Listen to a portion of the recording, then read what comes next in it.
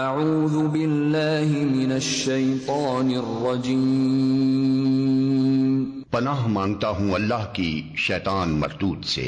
بسم اللہ الرحمن الرحیم،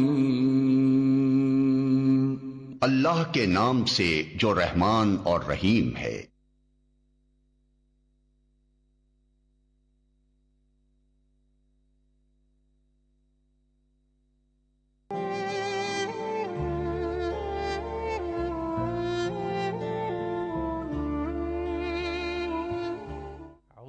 من الشیطان الرجیم، بسم اللہ الرحمن الرحیم، الحمد للہ رب العالمین، والصلاة والسلام على سید الانبیاء والمرسلین وعلى اہل بیتہ الطیبین الطاہرین المعصومین، سفن النجاة الاعلام، من رکب سفینتهم نجا ومن تخلف عنها غرق وهلک۔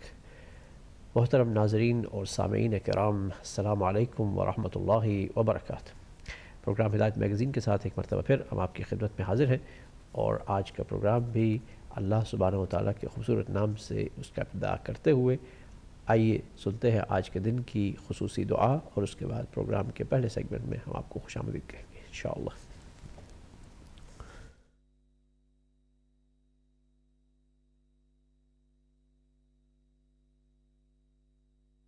بسم اللہ الرحمن الرحیم، اللهم صل على محمد وآل محمد، بسم الله الذي لا أرجو إلا فضلا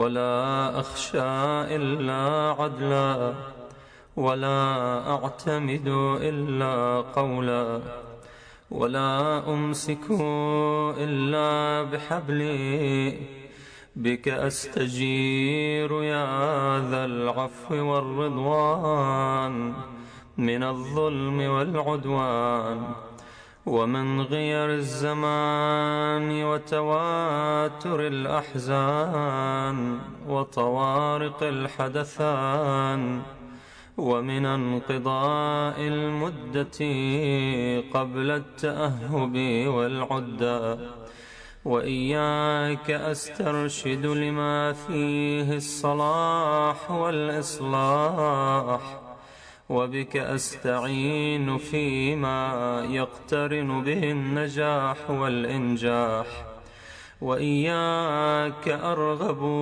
في لباس العافية وتمامها وشمول السلامة ودوامها، وأعوذ بك يا رب من همزات الشياطين، وأحترز بسلطانك من جور السلاطين، فتقبل ما كان من صلاتي وصومي، واجعل غدي وما بعده أفضل من ساعتي ويومي، وأعزني في عشيرتي وقومي، واحفظني في يقظتي ونومي، فأنت الله خير حافظا وأنت أرحم الراحمين۔ اللهم إني أبرأ إليك في يومي هذا وما بعده من الآحاد، من الشرك والإلحاد، وأخلص لك دعائي تعرضا للإجابة، وأقيم على طاعتك رجاء للإثابة، فصل على محمد خير خلقك الداعي إلى حقك، وأعزني بعزك الذي لا يضام، واحفظني بعينك التي لا تنام، واختم بالانقطاع إليك أمري، وبالمغفرة عمري إنك أنت الغفور الرحيم. وصلى الله على سيدنا محمد وآله الطاهرين.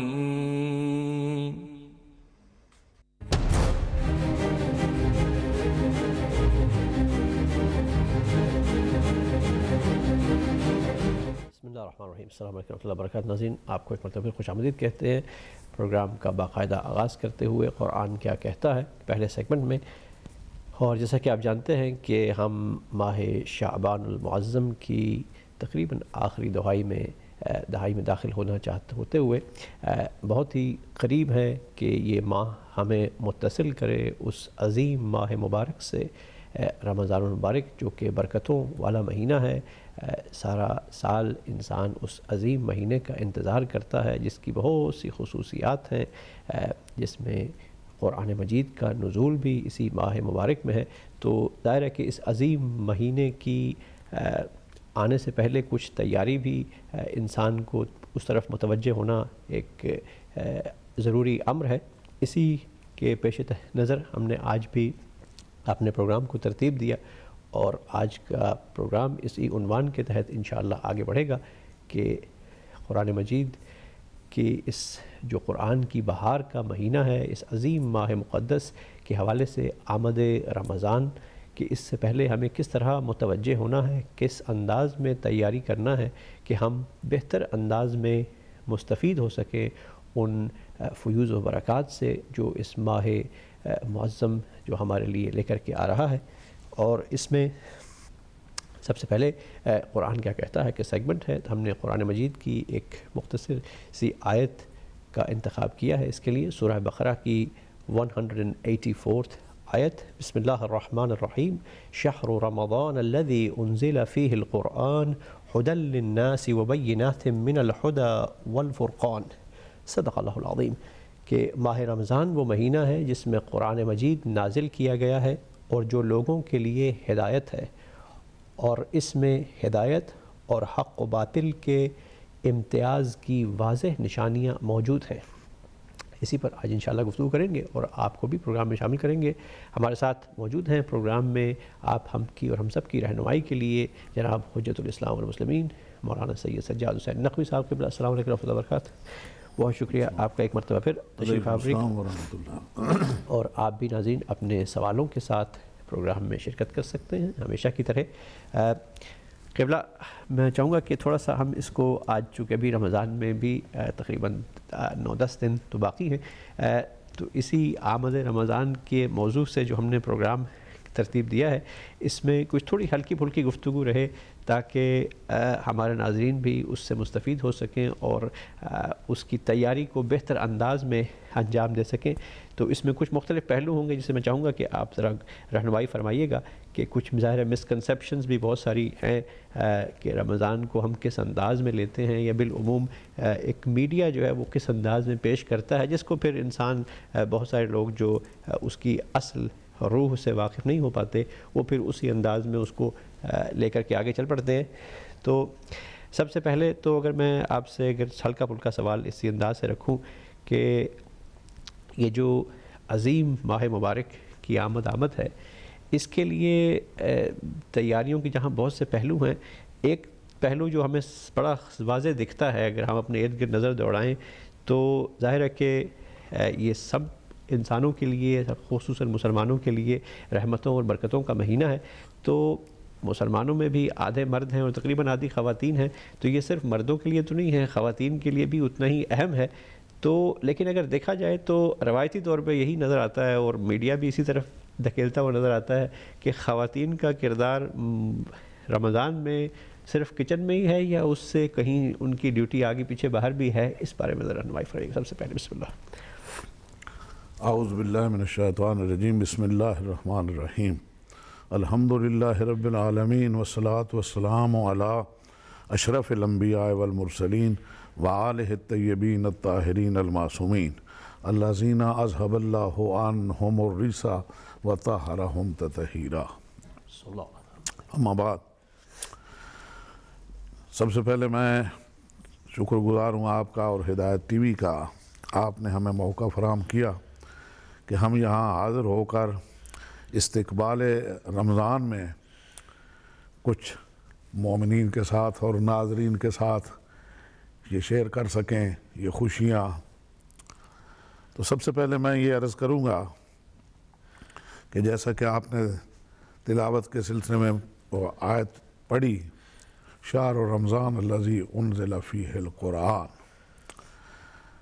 عزیز اور معزز ناظرین، پیغمبر کا مہینہ، ختم مرتبت کا مہینہ،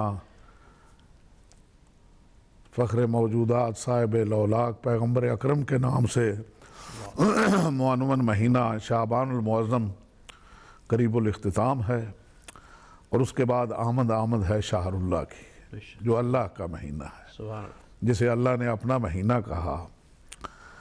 اور یہ مہینہ قرآن مجید کی سالگرہ کا مہینہ ہے، شہر رمضان الذی انزل فیہ القرآن۔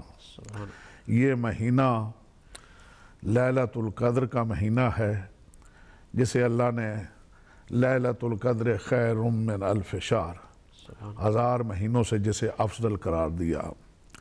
یہ مہینہ خلاق کی طرف سے دعوت عام ہے، اس کی ضیافت میں آئیے، اس کی مہمانی میں آئیے، اس میں مومن اللہ کا مہمان ہوتا ہے۔ فی ھذا الشہر دعیتم الی اللہ، اس مہینے میں تم اللہ کی طرف مدعو ہوتے ہو۔ اور یعنی آپ اندازہ کریں کہ کتنی اس کی رحمتوں کی وسعت ہے اور کس قدر وہ رحیم ہے اپنے بندوں کے اوپر۔ لوگ یعنی باقی عام ایام میں اور عام حالات میں ثواب ظاہر ہے لوگ چنتے ہیں، حاصل کرتے ہیں جہاں سے ثواب مل جائے، یعنی آپ کی زندگی کا ایک ایک لمحہ جو ہے وہ ذریعہ ثواب ہو سکتا ہے، اگر آپ ہر وقت اپنے پیش نظر قربتاً الی اللہ کوئی کام بھی کرنے سے پہلے یہ ایک تصور محفوظ اور موجود رکھیں۔ رمضان کی یہ خصوصیت ہے کہ اس مہینے میں ثواب چنا نہیں جاتا، سمیٹا جاتا ہے، اور اس میں وہ جسے کہتے ہیں نا تنگی دامان، اس کے لیے بھی کچھ نہیں ہے۔ آپ سمیٹتے جائیے، سنبھال بھی ہم ہی لیں گے، آپ اکٹھا کرتے جائیے، وہ محفوظ ہم کر لیں گے۔ من یعمل مثقال ذرۃ خیر یرہ ومن یعمل مثقال ذرۃ شر یرہ۔ اور اس مہینے میں جو مسلمان کے لیے، ایک مومن کے لیے سب سے بڑی رعایت ہے وہ یہ ہے کہ اس ازلی اور وہ دشمن جس کے لیے کہا گیا کہ اے بنی آدم یہ شیطان تمہارا کھلا ہوا دشمن ہے، اسے اپنا دشمن جانیے، اسے بند کر دیا جاتا ہے۔ اب اس کے خطرات جو ہیں وہ کم سے کم ترین ہو جاتے ہیں، اور اللہ کی طرف مومنین کی توجہات جو ہیں وہ زیادہ ہو جاتی ہیں۔ یعنی جب آدمی سو جائے تو اس کے سانس کا آنا اور جانا یہ بھی عند اللہ تسبیح ہے۔ سو جائے، سانس کا آنا جانا، تسبیح کے معنی سبحان اللہ کہنا، اور سبحان اللہ، اللہ کے کئی صفاتی نام ہیں، مگر یہ اللہ کو سبحان اتنا پسند ہے کہ احادیث میں آیا جب کوئی مومن سبحان اللہ کہتا ہے، اللہ آسمانی فرشتوں کو حکم دیتا ہے جس نے مجھے سبحان اللہ کہہ کے پکارا اس کے اوپر درود بھیجیے۔ اور ایک روایت میں آتا ہے جس نے ایک مرتبہ سبحان اللہ کہا، جنت میں اس نے اپنے لیے ایک درخت لگا لیا جو اس کے لیے استغفار کرتا رہتا ہے، یعنی اس کی جنت میں کیا ہے، ملکیت اس سے بن جاتی ہے۔ سانس کا آنا جانا عبادت ہے، اس میں آپ اللہ کے مہمان ہیں، گناہ اس میں معاف کر دیے جاتے ہیں، نیکیوں کے ثواب جو ہیں وہ زیادہ کر دیے جاتے ہیں۔ قرآن مجید کی یہ نزول کا مہینہ ہے، لیلۃ القدر جو 1000 مہینوں سے افضل ہے وہ اسی مہینے میں ہے۔ اور پھر جناب امیر المومنین علی ابن ابی طالب علیہ السلام کی شہادت کی تاریخ اور وہ شب ضربت اور شہادت وہ بھی اسی مہینے میں ہے۔ یعنی جس طرح قرآن ناطق کے نازل ہونے کا مہینہ ہے، اسی طرح قرآن صامت کے اس دنیا سے اٹھنے کا بھی مہینہ ہے۔ تو یہ ساری چیزیں جب ایک مومن کے پیش نظر ہوتی ہیں تو وہ ایک ایک نقطے سے اور ایک ایک زاویے سے ثواب، حسنات، نیکیاں، قرب پروردگار اپنے لیے حاصل کر سکتا ہے۔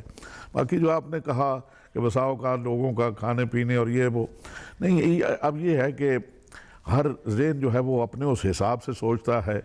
جب ایک دکاندار سوچتا ہے کہ رمضان آنے والا ہے، وہ ڈھونڈتا ہے خورمہ لا کے رکھ دیجیے، اس لیے کہ رمضان میں کھجوریں جو ہیں ان کی بہت ڈیمانڈ ہوگی۔ یہ اس کی ایک سوچ ہے، یعنی اگر اس کو وہ اس ارادے سے بھی کرے تو ایک نیکی حاصل کر سکتا ہے، لیکن اگر وہ تجارتی نقطہ نگاہ سے ہی کرے گا تو ظاہر ہے فائدہ تو ہو گئی، مگر شاید وہ ثواب والا پہلو جو ہے وہ اس کی صرف نیت نہ کرنے کی وجہ سے وہ اس سے مس ہو گیا۔ اسی طرح وہ بچوں کی سوچ ہے جو یہ سمجھتے ہیں کہ اس مہینے کے جب دن پورے ہو جائیں گے 29 یا بمشکل 30 تو عید آئے گی، ہمیں نئے کپڑے ملیں گے، عیدی ملے گی۔ یہ بچوں کی سوچ ہے۔ ایک سمجھدار اور میچور آدمی کی سوچ یہ ہونی چاہیے کہ اس کا ایک ایک لمحہ ایسا قیمتی ہے جسے ہمیں ضائع نہیں کرنا چاہیے، اور اللہ کے ہاں سے اس کا قرب، اس کے فیوز اور اس کا توفیقات اس سے طلب کرتے رہنا چاہیے۔ ٹھیک، بہت شکریہ۔ اور یقین ناظرین، آپ بھی اسی عنوان کے تحت جو آپ نے ٹی وی پر دیکھ سکتے ہیں، آپ بھی ٹیلی فون لائنز کے ذریعے اپنی کالز کے ذریعے اس میں شریک ہو سکتے ہیں اپنے سوالات کے ساتھ۔ بہت ہی اہم ایک ٹاپک ہے، بجائے اس کے کہ ہم ماہ رمضان کے اس عظیم مہینے کے اندر داخل ہوں بغیر کسی سوچے سمجھے، کسی پلاننگ کے، بغیر کسی اس تیاری کے، تو ظاہر ہے کہ اس کے جو اس سے ہم اس طرح سے مستفید نہیں ہو پائیں گے جو کہ اس عظیم مہینے کی قدر ہے، جو اس مہینے کی عظمت اور برکت ہے۔ اس سے مستفید ہونے کے لیے بہتر انداز میں انسان معرفت حاصل کرے پہلے اس ماہ مبارک کی اور اس کے جو برکات ہیں ان کی، اور اس کے بعد پھر اپنے آپ کو ذہنی طور پر اور جسمانی طور پر بھی تیار کرے۔ تو آپ ناظرین نمبر بھی اپنا ٹیلی فون نمبر جو ہے اپنی ٹیلی ویژن کی اسکرین کے اوپر دیکھ سکتے ہیں۔ آپ کی ٹیلی فون کالز کو ہم انشاءاللہ ضرور شامل کریں گے۔ قبلہ اب اس کو تھوڑا سا آگے بڑھاتے ہوئے ایک بڑے ہلکے پھلکے انداز میں، ابھی آپ نے فرمایا کہ یہ ماہ مبارک ضیافت اللہ کا مہینہ ہے، اس میں ہم اللہ کے مہمان ہیں، سونا جو ہے وہ بھی تسبیح کے برابر شمار ہوتا ہے۔ تو اس میں عام طور پہ دیکھنے میں آتا ہے کہ اگر کیا اللہ کے مہمان ہونے کا یہ مطلب بھی کہیں لیا جا سکتا ہے کہ خوب فریج کو اچھی طرح سے بھر دیا جائے، سارا سال بھر جو چیزیں ہم عام طور پہ نہیں کھاتے، 2 مرتبہ کھاتا ہے انسان یا 3 مرتبہ کھاتا ہے، اس مقدار کو یا اس سے بھی زیادہ مقدار کو 1 یا 2 وقت کے کھانے کے اندر سمیٹا جائے کہ یہ سب جو ہے انسان اس سے ہو سکے۔ اور اس کے ساتھ ساتھ یہ جو اگر کہا جاتا ہے کہ اگر وہی میں نے جیسے پہلے بھی کہا کہ میڈیا جو ہے اس طرف انسان کا ذہن سوچ کو اس طرف ڈائیورٹ کرتا ہے کہ نہیں رمضان ہوگا، بھوکے پیاسے ہوں گے، آپ کے اندر بہت ساری کمی ہو جائے گی، تو کوشش کریں کہ سب خوبصورت چیزیں ہوں، ہر چیز جو ہے وہ اسی مقدار میں ہونی چاہیے تاکہ وہ کمی پوری ہو جائے۔ تو یہ جو مہمان نوازی ہے یا جو مہمان ہونا ہے، اس کا مطلب یہ ہے کہ فریج بھرے ہوں اور ہمارے پیٹ بھی جو ہے شکم اتنے بھرے ہوں کہ انسان جو ہے وہ ہل بھی نہ سکے، اور اس کے ساتھ سونا بھی اگر تسبیح ہے تو پھر سحری کھا کر کے بسم اللہ لمبی تان کے سو جائے اور افطاری کے قریب اٹھا جائے یا زیادہ وقت اس میں سونے میں گزارا جائے۔ کیا کہیں گے اس بارے میں؟ بسم اللہ الرحمن الرحیم۔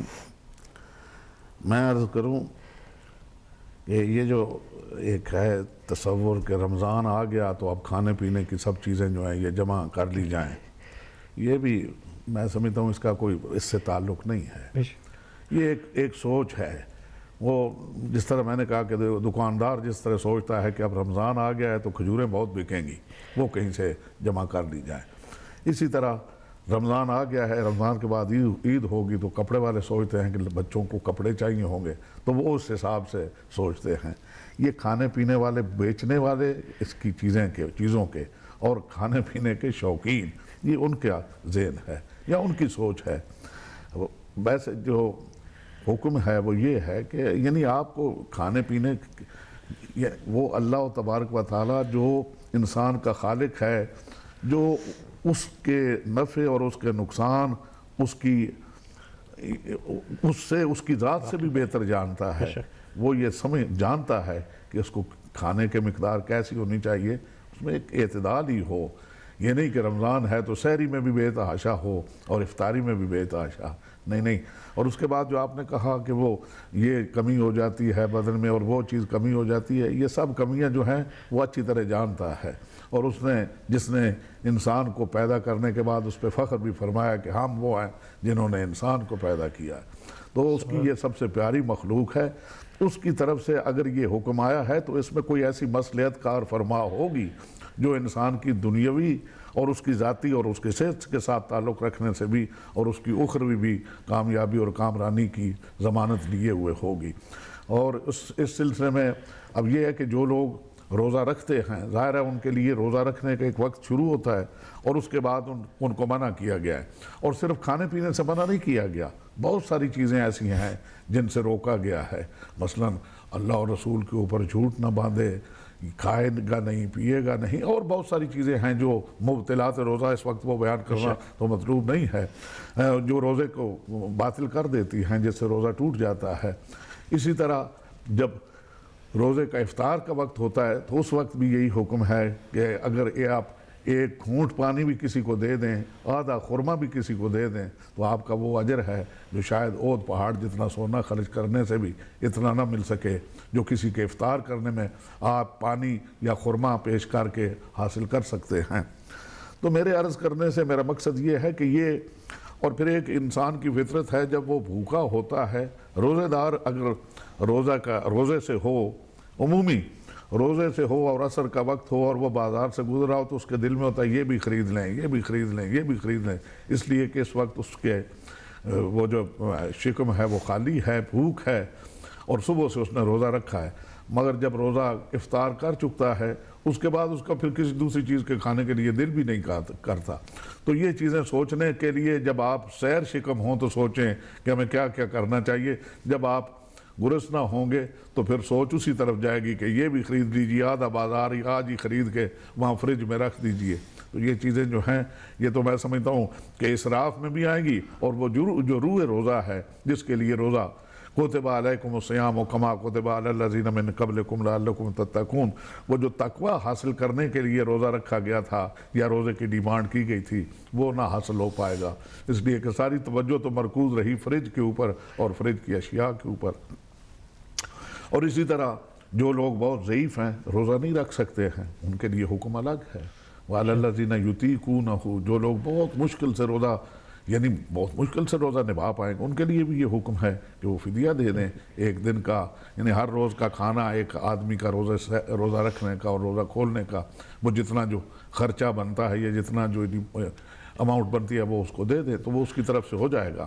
اور پھر میں ایک اور چیز عرض کروں کہ خمس جو ہے وہ سال بھر کے بعد آپ کی وہ جو بچت ہے اس کے اوپر 20% ہوتا ہے۔ زکوٰۃ جو ہے وہ ایک نصاب معین ہے کہ آپ کے پاس اتنا سونا ہو، آپ کے پاس اتنی چاندی ہو، آپ کے پاس اتنی بھیڑیں بکریاں ہوں، اتنے اونٹ یا گائے ہوں، اتنا غلہ، یعنی یہ ساری چیزیں جن پہ زکوٰۃ ہوتی ہے ان کی ایک مقدار ہے اور اس کے بعد جا کے زکوٰۃ لاگو ہوتی ہے۔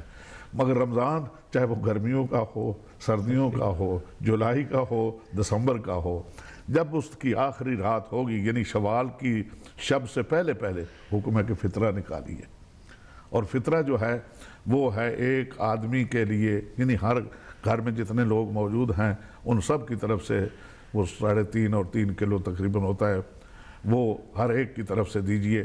اور وہ اس بچے کی طرف سے بھی آپ کو دینا ہوگا جو اس رات یعنی رات ہونے سے پہلے پیدا ہوا، اس مہمان کی طرف سے بھی آپ کو پیش کرنا ہوگا جو اس رات آپ کے ہاں ٹھہرا۔ تو یہ ضروری نہیں کہ جن لوگوں نے روزہ رکھا انہی کی طرف سے فطرہ ہوگا، بلکہ جتنے موجودین خانہ ہیں ان سب کی طرف سے فطرہ ہوگا۔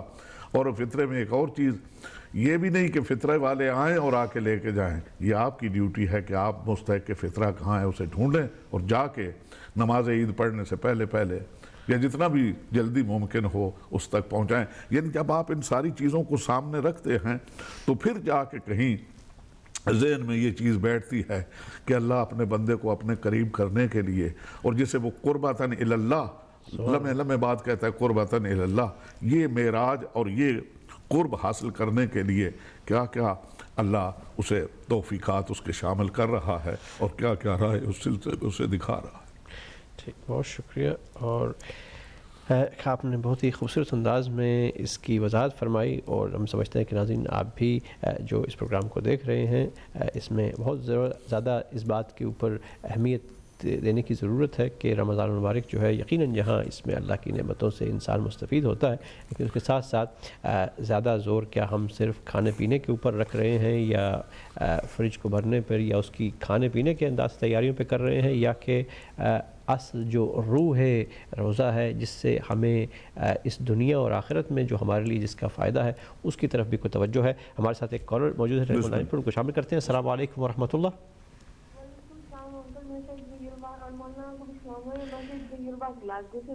وعلیکم السلام بیٹا۔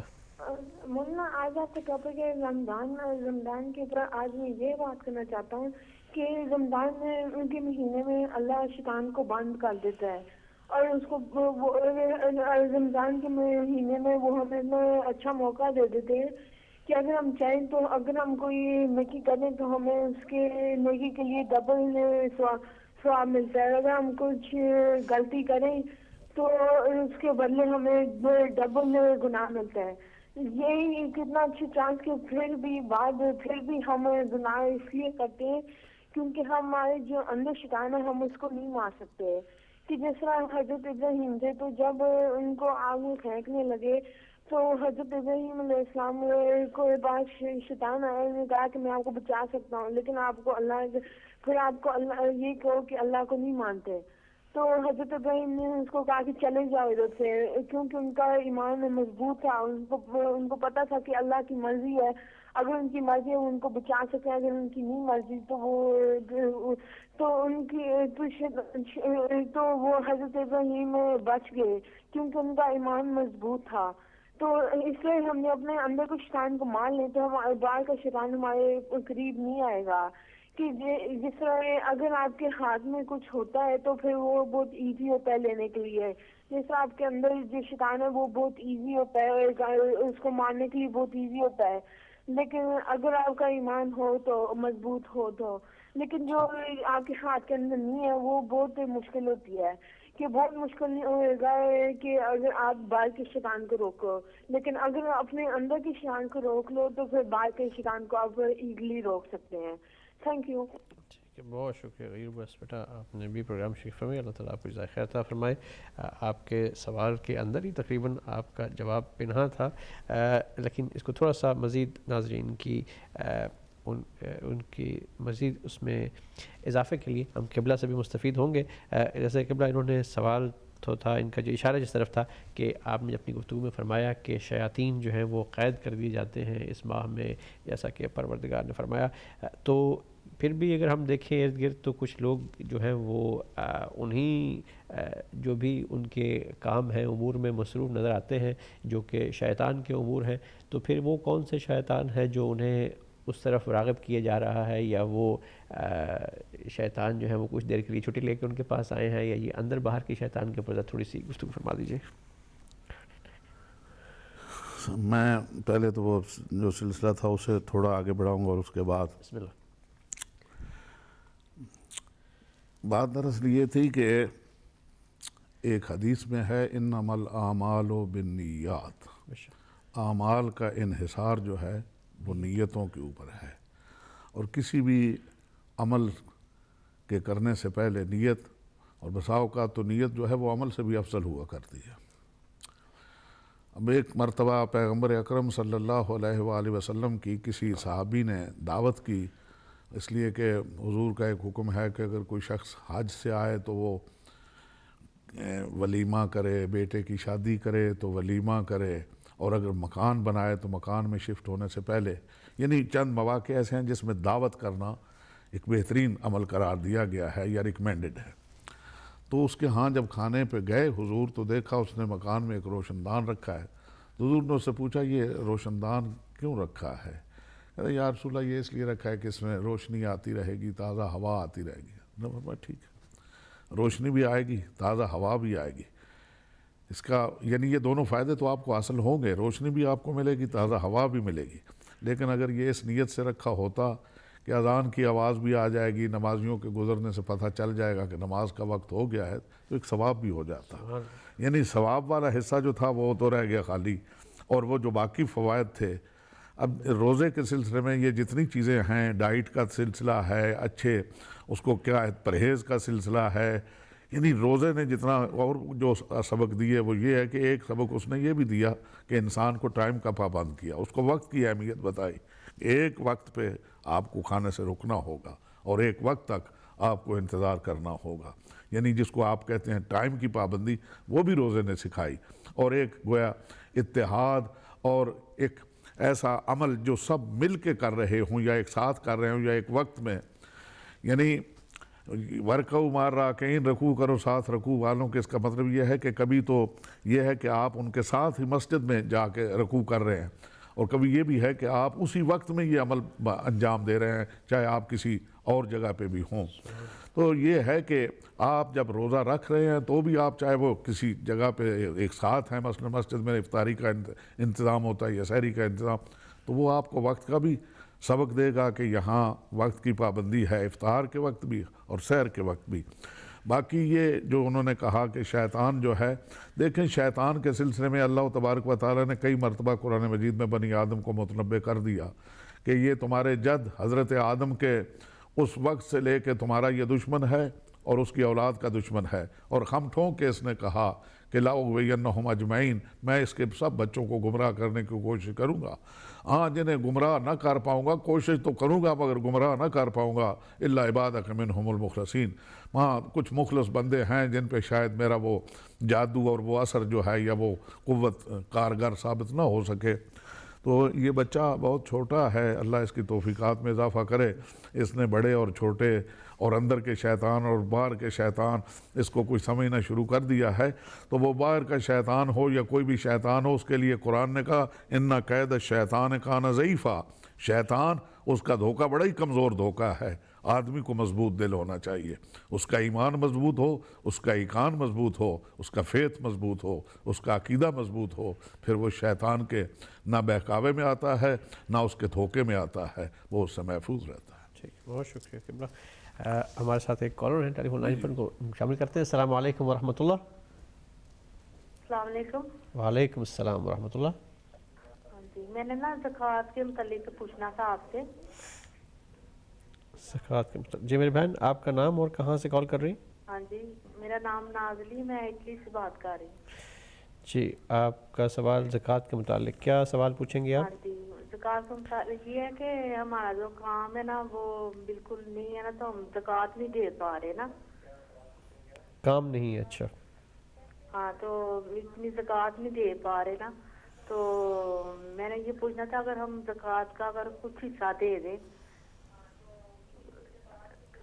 آپ اپنی سیونگز کی بات کر رہی ہیں اس کے اوپر، یا جو کوئی آپ نے سونے کے اوپر؟ اچھا ٹھیک ہے، اوکے، بہت شکریہ، آپ کا سوال ہم نے نوٹ کر لیا، قبلہ کی جانب ہم بڑھاتے ہیں۔ مولانا صاحب یہ تھوڑا سا ذرا اس سے ہمارے پروگرام سے کوئی شاید آخری لمحوں میں آتا، لیکن اس کو شامل کر لیتے ہیں، انہوں نے سوال پوچھا ہے تو، لیکن اس کو آخری لمحوں میں اس کو لے چلیں گے آگے۔ اگلے کالر کو اگر ہم شامل کریں تو جی میرا خیال وہ کال ڈراپ ہوگی۔ میں چاہوں گا کہ وہ جو ہمارا گفتگو کا ایک رب چل رہا تھا اسی کو شامل کرتے سامنے رکھتے ہوئے آگے چلتے ہیں کہ آپ نے بڑی ایک خوبصورت بات بتائی، اور میں چاہوں گا کہ ہمارے ناظرین بھی اس سے ذرا تھوڑا سا اس کی طرف متوجہ ہوں۔ اس سوال کو کرنے سے پہلے ہمارے کالر آ چکے ہیں دوبارہ۔ السلام علیکم ورحمۃ اللہ۔ السلام علیکم ورحمۃ اللہ۔ وعلیکم السلام ورحمۃ اللہ۔ وعلیکم السلام ورحمۃ اللہ۔ مولانا سے میں نے ایک سوال پوچھنا ہے، تھوڑا سا ٹاپک سے ہٹ کے ہے، لیکن یہ ہے کہ میری وہ جو ہے نا میری وہ نالج میں اضافہ ہو جائے گا۔ میں پوچھنا چاہ رہا تھا کہ حضرت ابو بکر کے دور میں جو خالد بن ولید کو بھیجا گیا تھا زکوٰۃ اکٹھی کرنے کے لیے، اور جس قبیلے کو انہوں نے قتل کیا تھا وہ اس قبیلے کا نام بتا دیں، اس صحابی کا، اور یہ بک بھی بتا دیں کہ یہ کہاں پہ یہ یعنی کہ ملے گا یہ سارا واقعہ، تو بڑی مہربانی ہوگی۔ بہت شکریہ آپ کا۔ آج شام کو ایک سوال ایک پروگرام ہوا کرتا ہے کیجئے سوال، اس میں اگر آپ کچھ بھی کسی بھی انداز سے کسی بھی ٹاپک پر سوال آپ پوچھ سکتے ہیں. آپ کے لیے کھلی دعوت ہے, آپ جو بھی سوال پوچھ سکیں. کوشش کیجئے کہ اس پروگرام میں اگر ہمارے ٹاپک سے مربوط آپ سوال کیجئے تو یقیناً ٹاپک کو آگے چلنے میں بھی آسانی ہوگی, آپ کے سوالات بھی شامل ہوں گے اور ناظرین کا بھی زیادہ سے زیادہ اس میں فائدہ ہوگا. ہم آج کا جو گفتگو کا عنوان ہے وہ رمضان المبارک کی اس استقبال رمضان کی ہم کس انداز میں اپنے آپ کو ہمیں تیار کرنا ہے کہ اس ماہ مبارک, اس عظیم مہینے کی برکتوں سے ہم بھی مستفید ہو سکیں انشاءاللہ المستعان. ہمارے ساتھ اگلے کالر ہیں. السلام علیکم ورحمۃ اللہ. السلام علیکم. وعلیکم السلام. مجھے مولوی صاحب سے پوچھنا ہے درود تاج کے متعلق. کس کے متعلق؟ درود تاج. درود تاج. ہاں جی, اس کے متعلق یہ کس نے بتایا ہوا ہے یا کوئی امام پاک کا کوئی حوالہ کچھ؟ آپ کا نام میری بہن اور کہاں سے کال کر رہی ہیں؟ جی بیٹا میں اسلام آباد سے کر رہی ہوں اور میرا نام رخشندہ بانو. اسلام آباد سے رخشندہ. چلیے ٹھیک ہے, اگر ہمارے پاس یقیناً اس میں وقت ہوا تو ہم آپ کے سوال کو شامل کریں گے. ہم آپ سے اسی گزارش کے ساتھ اگلے کالر کی جانب بڑھیں گے کہ اگر آپ کوشش کریں کہ پروگرام کے ٹاپک سے مربوط اگر آپ سوال کیجئے تو انشاءاللہ یقیناً یہ سب کے لیے بہت بہتر ہوگا. السلام علیکم ورحمۃ اللہ. وعلیکم السلام ورحمۃ اللہ وبرکاتہ. میری طرف سے السلام علیکم. میں محمد نواز سفین سے بول رہا ہوں. تو میری قبلہ سے گزارش ہے کہ آپ کا پروگرام بہت اچھا جا رہا ہے, تو تھوڑا سا ایک مشاہدے کے اپنے مشاہدے کے متعلق بات کروں گا کہ رمضان المبارک میں بالخصوص افطاری کے وقت لوگ بہت زیادہ تلی ہوئی چیزیں کھاتے ہیں, جس سے روزے کے فوائد بھی ختم ہو جاتے ہیں دوسرے بھی. تو پلیز اگر ممکن ہو تو اس ایسے پروگراموں میں اگر ساتھ کوئی ڈاکٹر بھی ہو جو ان جیسی چیزوں کی وضاحت کرے تو آپ لوگوں کی بڑی مہربانی ہوگی. تو بہت بہت نوازش, آپ لوگوں کا بہت بہت شکریہ. آپ اس علمی اسلامی دینی ہر قسم کی تعلیم پلا رہے. اللہ تعالیٰ آپ کو آباد و شاد رکھے اور ہدایت ٹی وی کو اللہ تعالیٰ دن چگنی اور رات چگنی ترقی عطا فرمائے. السلام علیکم ورحمۃ اللہ. وعلیکم السلام ورحمۃ اللہ. بہت بہت مہربانی. بہت شکریہ بہت شکریہ. آپ نے اسپین سے کال کی اور تجویز بھی بہت اچھی ہے. تجویز بھی بہت اچھی ہے ماشاءاللہ. یعنی رمضان میں روزے نے جو حکم دیا کہ آپ گرم پانی سے افطار کریں, نمک سے افطار کریں, خرما سے افطار کریں, میرے خیال میں طب ترقی کر کے جہاں بھی جائے گی یعنی جو وہ مین غذا ہے اس سے پہلے اگر یہ چیزیں وہ اس کو وہ ریجیکٹ نہیں کرے گی, اس کی نفی نہیں کرے گی. بالکل. ابھی یہ بہت ہی آپ نے خوبصورت بات کی کہ جیسے اگر آپ نے کہا کہ روزے کے جو افطاری سے پہلے اگر آپ نمک سے افطار کر لیں, ویسے بھی یہ ایک ریکمینڈڈ ہے کہ کھانے سے پہلے اگر تھوڑا سا نمک چکھ لیں. میڈیکل سائنس بھی اسی بات کی طرف تو اشارہ دیتی ہے کہ اس سے آپ کے جتنے بھی ٹیسٹ بڈز ہیں نا وہ بالکل کھل جاتے ہیں اور کھانے کو آپ بہترین انداز میں انجوائے بھی کر سکتے ہیں, یعنی اور زیادہ دیر اس کو چبائیں گے آپ. ڈاکٹر صاحب کی جو انہوں نے کمی محسوس کی وہ ہم بھی محسوس کر رہے ہیں اور انشاءاللہ اگلے پروگرام میں ڈاکٹر صاحب ہمارے ساتھ موجود. یقیناً رمضان کے جتنے بھی افطار و سحر کے پروگرام ہوں گے ناظرین, آپ اس میں زیادہ تر آپ دیکھیں گے کہ جس میں ڈاکٹر صاحبان سے بھی ہم یقیناً بالکل بہترین انداز میں مستفید ہوں گے. آپ تک ان کی گفتگو بھی پہنچائیں گے اور آپ بھی اپنے سوالات کے ساتھ اگر کوئی آپ کی طبی کچھ جو بھی اگر اس میں مسائل ہیں یا اس کے بارے میں آپ سوال کرنا چاہتے ہیں کہ روزہ کس انداز سے آپ کو روزہ رکھنا ہے, کہیں آپ کے اگر بلڈ پریشر کا کوئی مسئلہ ہے یا شوگر وغیرہ کا مسئلہ ہے تو آپ اس میں ڈاکٹر صاحب آپ کی بہترین انداز میں رہنمائی بھی کریں گے. آپ نے بڑا خوبصورت سوال کیا اور جس کی طرف گفتگو کیا آپ نے کہ یقیناً اسی کو سامنے رکھتے ہوئے آج کا پروگرام ترتیب دیا گیا ہے کہ رمضان المبارک جو اس طرح عام میڈیا میں اور ہم اگر اپنے ارد گرد نظر دوڑائیں تو ہمیں یہی نظر آتا ہے کہ جس طرح رمضان آیا تو گویا کوئی ایک دن بھر کا قحط ہے جس کو گزارنے کے بعد خوب ذخیرہ اندوزی پہلے سے کی گئی ہے.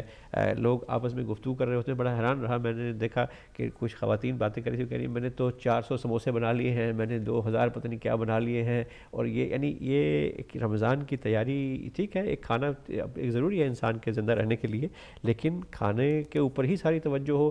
میں سمجھتا ہوں کہ اس کے اوپر تھوڑا سا ہم نے اسی لیے اس کو موضوع بنایا کہ اس میں جو رمضان کے جو برکات ہیں, جو روزے کی اصل فوائد ہیں, اس سے ہم کہیں محروم نہ رہ جائیں, اسی کھانے پینے کے چکر میں نہ لگے رہیں. یہ بہت ضروری ہے, اس پر ہم گفتگو کریں گے. ہمارے ساتھ ایک اور کالر آ چکے ہیں. السلام علیکم ورحمۃ اللہ. وعلیکم السلام جناب شاہ صاحب قبلہ، اور علامہ صاحب کو بھی میرا مؤدبانہ وعلیکم السلام وعلیکم السلام ورحمۃ اللہ وبرکاتہ۔ میں ایک علامہ صاحب کے اعتراض پر جواب دینا چاہتا ہوں کہ چاہے وہ جو کچھ بھی اپنے آپ کو قصر نفسی میں لے کر کہیں، لیکن جہاں تک میرے نالج کا تعلق ہے میں علامہ صاحب کو صاحب نصاب سمجھتا ہوں۔ انہوں نے مناظرے کا نصاب پڑھا ہے، علم کلام پڑھا ہے، علم اصول پڑھا ہے، اور علم تفسیر پڑھا ہے۔ جی میرا خیال آپ کی کال ڈراپ ہو گئی ہے، ہم معذرت چاہتے ہیں آپ سے۔ جی قبلہ، میں سمجھتا ہوں کہ ایک بہت ہی اہم نقطہ جس کی طرف گفتگو کا رخ بڑھ رہا ہے وہ یہی ہے کہ جو میں سوال آپ سے پوچھنے جا رہا تھا اس سے پہلے ایک اور کالر جو ہے وہ بھی آگے، اگر آپ کی اجازت سے ان کو شامل کر لیں۔ السلام علیکم ورحمۃ اللہ۔ جی السلام علیکم ورحمۃ اللہ۔ وعلیکم السلام، میری کال ڈراپ ہو گئی ہے، میں اپنے سوال کی طرف آتا ہوں جو کہ موضوع کے لیے ہے۔ جی تو یہ تو میں نے ایک رائے دی تھی جس کا میں علامہ صاحب کا میرے دل میں اتنا احترام ہے۔ بہرحال قرآن مجید فرقان حمید میں سورہ بقرہ میں ارشاد فرمایا ہے کہ ہم نے روزوں کو اس طرح نازل کیا ہے جس طرح پہلی قوموں کو نازل کیا تھا تاکہ تم تقوی اختیار کرو لعلکم تتقون۔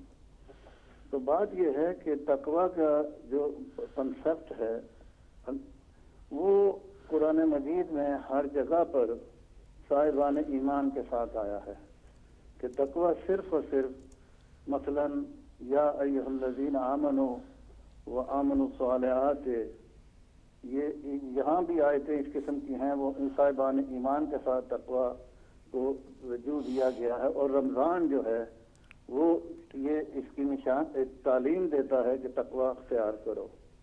تو بات یہ ہے کہ میں اپنے جو کہ میرے عقیدے میں ہے، جو میں نے سنا ہے علماء سے، کہ وہ ارباب جنہوں نے یہ قرآن کی قرآن کو بزبان وحی قبیل کبریا خاتم النبیین کی زبان سے سنا، اور اس کے بعد انہوں نے تفسیر قرآن بھی جناب ختمی مرتبہ سے سنا، اور کیا انہوں نے جب سیدہ فاطمہ سلام اللہ علیہ کو ناراض کیا، جس کو بخاری نے 5 مرتبہ درج کیا، تاریخ خلفاء میں جلال الدین سیوطی نے لکھا، عقائد الفرید میں عبد الرب نے لکھا کہ سیدہ اس دنیا میں وہ ان سے ناراض گئی ہیں۔ ٹھیک، بہت شکریہ آپ کا۔ ہمارا ٹاپک جو ہے وہ یقیناً رمضان ہی کے حوالے سے ہے، اور اگر ہم اسی کو اپنے سامنے رکھیں، کیجئے سوال کے پروگرام میں آپ اپنے سوالات کو بڑی تفصیل کے ساتھ پوچھ بھی سکتے ہیں، اور اس کے بہت ہی مفصل جوابات بھی لیں گے انشاءاللہ، اور تمام قسم کے ٹاپکس اور سوالات کو وہاں پر آپ کے لیے یقیناً آپ کے لیے کھلی دعوت ہے۔ ہم اس پروگرام کے اسی عنوان کے تحت اس کو آگے بڑھا رہے ہیں۔ تو قبلہ، جس طرح میں چاہوں گا کہ تھوڑا سا ان کا حصہ یقیناً ہمارے پروگرام سے بہت مربوط تھا، ان کے سوال کا کہ قرآن مجید کی اس آیت تو اس میں میں چاہوں گا کہ تھوڑا سا اس پہ گفتگو فرمائیے گا کہ ظاہر ہے کہ یہ بات بڑی صاف اور واضح ہے کہ جس طرح گزشتہ امتوں پر بھی فرض کیے گئے تھے، تو آج بھی اگر ہم باقی ادیان یا مذاہب کی طرف نگاہ دوڑائیں تو کسی نہ کسی انداز میں کوئی کچھ چیز گیو اپ کرتا ہے، یا کوئی کسی انداز میں روزہ یا ایک کھانے پینے سے موقوف رہنا موجود ہے۔ اب ظاہر ہے کہ اس میں کچھ تبدیلیاں ہوئی ہوں گی over a period of time, تو اس سے تقوی اختیار کیا جائے تاکہ اس انسان متقی بنے۔ تو کھانے پینے سے پرہیز کرنا اور روزے کی جو اس اصل جو اس کا اصل جو اس کی شکل ہے، اس انداز میں اختیار کرتے ہوئے انسان کس طرح تقوی کو پا سکتا ہے، اگر ہم سمجھیں اگر ہم آپ اس کو ہمارے ناظرین کے لیے اس کی وضاحت فرما دیجئے۔ اور اس میں جو سب سے نمایاں پہلو ہے وہ تو یہی ہے کہ انسان کھانے پینے سے موقوف رہتا ہے، تو اس میں یہ چیز ہمیں کس طرح تقوی کی قریب لے کر کے آتی ہے؟ اگر آپ کی اجازت ہو تو کالر کو شامل کرتے ہوئے اس کا سوال کریں۔ بسم اللہ۔ السلام علیکم ورحمۃ اللہ۔ السلام علیکم مولانا۔ وعلیکم السلام ورحمۃ اللہ۔ قبلہ کو بھی آداب ہو، میں نقوی بول رہا ہوں جی۔ بسم اللہ۔ نقوی بول رہا ہوں. بسم اللہ. وعلیکم السلام ورحمۃ اللہ. جی مولانا میں آپ سے ایک سوال یہ پوچھنا چاہتا ہوں. کافی عرصے سے میرے ذہن میں آ رہا ہے کہ رمضان کے مہینے میں صرف بھوک کا نام روزہ نہیں ہے, اس میں آنکھ کا بھی روزہ ہے, کان کا بھی روزہ ہے, زبان کا بھی روزہ ہے, ہاتھ کا بھی روزہ ہے, پاؤں کا بھی روزہ ہے کہ گل طرف نہ اٹھے. تو قبلہ میں یہ پوچھنا چاہتا ہوں کہ یہ ساری جتنی چیزیں ہیں یہ تو کنٹرول میں ہیں دماغ کے, برین کے, برین ان کو کنٹرول کرتا ہے. تو قیامت کے دن جب یہ سارے اعضاء اپنے اپنے زبان میں بولیں گے تو کیا دماغ جو ہے جو ان کو کنٹرول کر رہا ہے کیا اس سے بھی پوچھ گچھ ہوگی یا کہ وہ اس کو چھوڑ دیا جائے گا, کیونکہ سارا کنٹرول تو وہی کرتا ہے نا ان ساری چیزوں کو. تو اس کے متعلق آپ تھوڑا بتائیں کہ کیا وہ بھی جواب دہ ہوگا اس بات کا. تھینک یو جی, مہربانی. ٹھیک, بہت شکریہ. یقیناً بہت اہم سوال. جی قبلہ, جو ہمارا گزشتہ سوال تھا جی جی کھانے پینے کے حوالے سے اور تقویٰ کے کس طرح یہ ہمیں قریب لے کر کے جاتا ہے, وہ میں نے پہلے بھی عرض کیا, اس کو تھوڑے اور تفصیل سے عرض کیے دیتا ہوں کہ قرآن مجید میں تقوی کا لفظ جو ہے وہ بہت سارے مقامات پر آمنو کے بعد یا ایھا الذین آمنوا اتقوا اللہ, ایمان کے بعد جو فوری طور پہ بلا فاصلہ کے ڈیمانڈ کی گئی ہے وہ تقوی مانگا گیا ہے. اور تقوی یعنی ایمان یوں سمجھیے کہ ایمان وہ ایک دعوے کا نام ہے کہ ہم مومن ہیں, اور تقوی اس کے ثبوت کا نام ہے. ایمان عقیدے کا نام ہے, تقوی عمل کا نام ہے. ایمان یوں سمجھیے اصول دین ان کے ماننے اور ان کو پہچاننے اور ان کو بلیو کرنے کا نام ہے. تقوی فروع دین یعنی یہ دین ہی کے دونوں حصے جو ہیں, ایک حصے کو آپ سمجھتے ہیں, اسے تسلیم کرتے ہیں, مانتے ہیں, وہ ایمان کہلائے گا, اور دوسرا حصہ اس پہ آپ عمل کرتے ہیں تو وہ تقوی کہلائے گا. تقوی کا جامع اور معنی ترین معنی یعنی اللہ کی حلال چیزوں کو حلال سمجھے, حرام چیزوں کو حرام سمجھے, واجب ترک نہ ہونے پائے, حرام کے قریب نہ جانے پائے. یہ بالکل آخری معنی ہے. اور یہی یا شیعتی اعینونی بوجن و اجتہاد کہ میری دو چیزوں سے مدد کرو, واجب جو ہے وہ ترک نہ ہونے پائے اور حرام جو ہے اس کا ارتکاب نہ ہونے پائے. اور تقوی جو ہے یہ گویا پروف ہے, یہ گویا ثبوت ہے کہ وہ جو دعویٰ کیا گیا تھا کہ ہم صاحب ایمان ہیں اس کا یہ ہے ثبوت.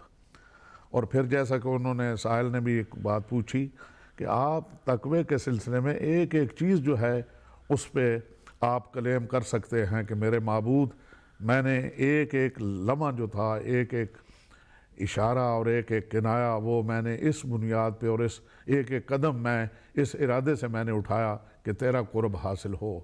میں نے آنکھوں سے وہ دیکھا جو تو نے چاہا, میں نے آنکھوں کو ان چیزوں سے روکا جس سے تو نے رکنے کو کہا, میں نے کانوں سے وہ سنا جو تو نے چاہا, میں نے کانوں کو ان چیزوں سے روکا جن سے تو نے رکنے کا حکم دیا, میں نے ہاتھ اس طرف بڑھائے جدھر بڑھانے کا حکم تھا, میں نے ہاتھ اس طرف سے روکے جس طرف سے رکنے. یعنی آپ ایک ایک چیز کے لیے وہ جو ہے تقوی اس کو کر سکتے ہیں اور اس پہ آپ اجر اور ثواب کے بھی یقینی طور پہ مستحق ٹھہرتے ہیں.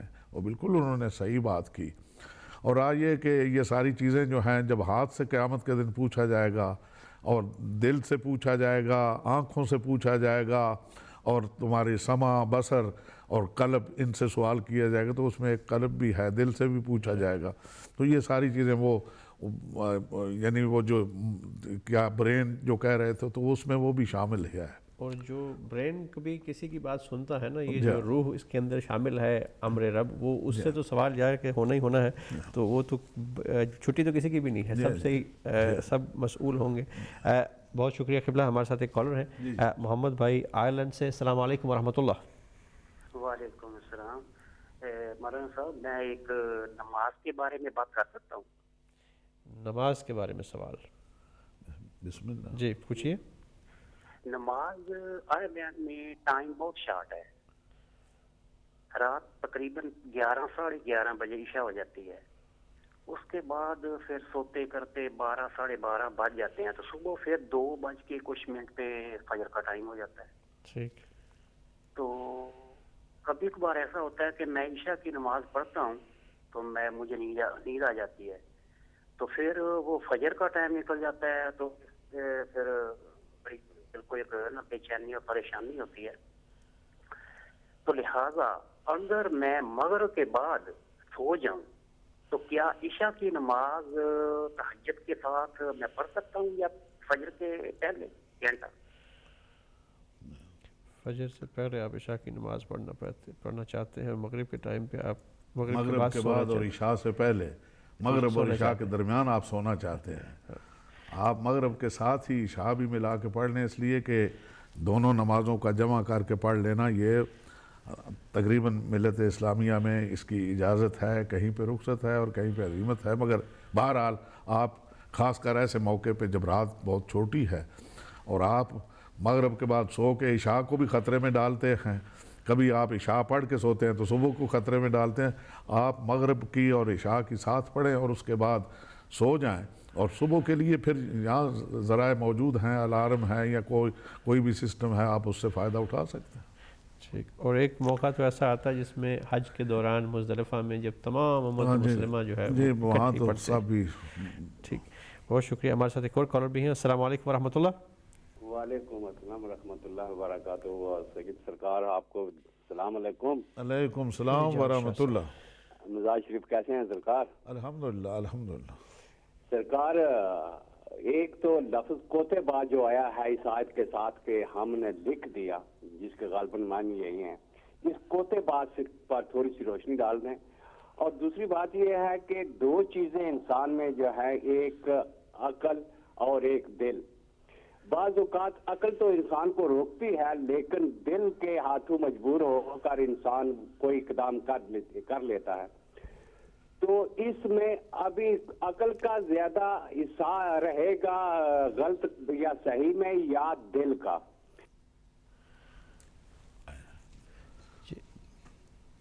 آپ کا جو سوال کا دوسرا حصہ اس کو ریپیٹ کر دیجئے.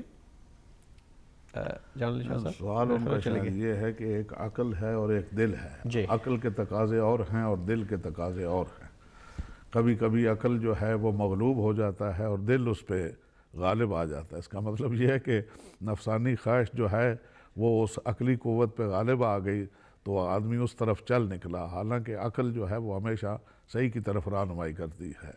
وہ فیصلہ غلط نہیں کرتی، وہ صحیح بتاتی ہے کہ یہ کام جو کرنے جا رہے ہیں یہ کام صحیح نہیں ہے. لیکن اگر نفس غالب آ جائے تو پھر انسان اس کو کبھی نہیں سنتا. بہت شکریہ. ان کا جو پہلا سوال تھا وہ کتب علیکم الصیام، یہ فرض کیے گئے تمہارے اوپر روزے، لکھ دیے گئے اور فرض کر دیے گئے، یہ دونوں معنوں میں آئے گا. کتب علیکم الصیام یا تمہارے اوپر فرض کیے گئے روزے یا تمہارے اوپر روزے لکھ دیے گئے.